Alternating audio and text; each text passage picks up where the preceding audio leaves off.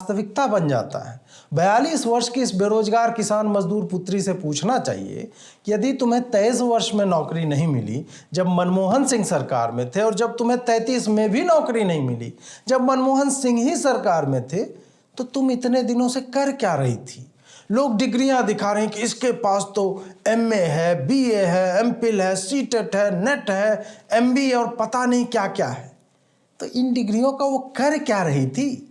ये सब डिग्रियां लेने में बीए के 3 साल, एमए के 2 साल, एमबीए के 2 साल, एमफिल के 2 मिलाकर के भी 9 वर्ष होते हैं।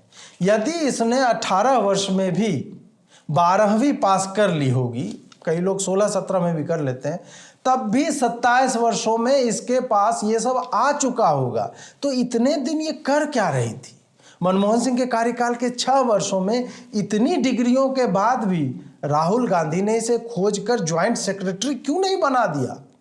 नेट यदि निकाल रखा है तो आखिर कितनी बेकार होगी कि इसे इतने विश्वविद्यालयों में कहीं भी नौकरी नहीं मिली, जबकि ये वामपंथन है, शक्ल से तो है, वो कर्म से भी है।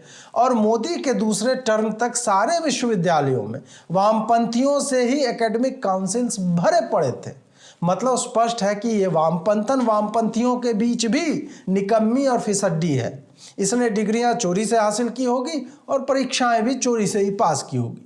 इसी कारण से ये किसी भी काम की नहीं है। कायदे से जिसे 30 वर्ष तक नौकरी ना लगी हो, उसे बाप की भैंसों के गोबर थापकर उपले बेचने का भी काम आरंभ कर देना चाहिए था। कुछ तो पैसे आते, पकौड़े का ठेला लगा लेती, मेले में गुब्बारे बेच सकती थी, झिल्ली, झाल, मूढ़ी, तमाम तरह की चीज़ें हैं जिसमें बहुत कम इन्वेस्टमेंट से जो है पैसा आप कमाना आरंभ कर सकते हैं।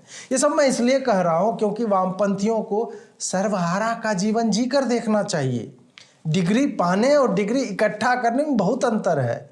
यदि कोई 40 वर्ष तक डिग्रियां जुटाकर स्वयं को बेरोजगार कह रहा है, तो इसका तात्पर्य यह है कि उसे मुफ्तखोरी और सरकारी हॉस्टल का जीवन रास आ गया है, क्योंकि डीजे कैंपस के अंदर तो राजा होता है और बाहर उसकी औकात 2 कौड़ी की नहीं होती है। मांगने पर न बीड़ी मिलती है ना वैसे वाली job. You know what I mean boy. ये है आज के भगत सिंह, जिनका पूरा जीवन दर्शन स्वयं को 42 की अवस्था में बेरोजगार विद्यार्थी कहकर सहानुभूति लेने और उसी वक्त स्वयं को क्रांतिकारी बताने में बीतता हो, वो बनेंगे भगत सिंह। जो लोग आंदोलन दर आंदोलन माइक पर बोलने के लिए भटकते रहते हैं, वो बनेंगे भगत सिंह। इन चर्सियों के चेहरे पर लिखा हुआ है कि ये साले वामपंथी आतंक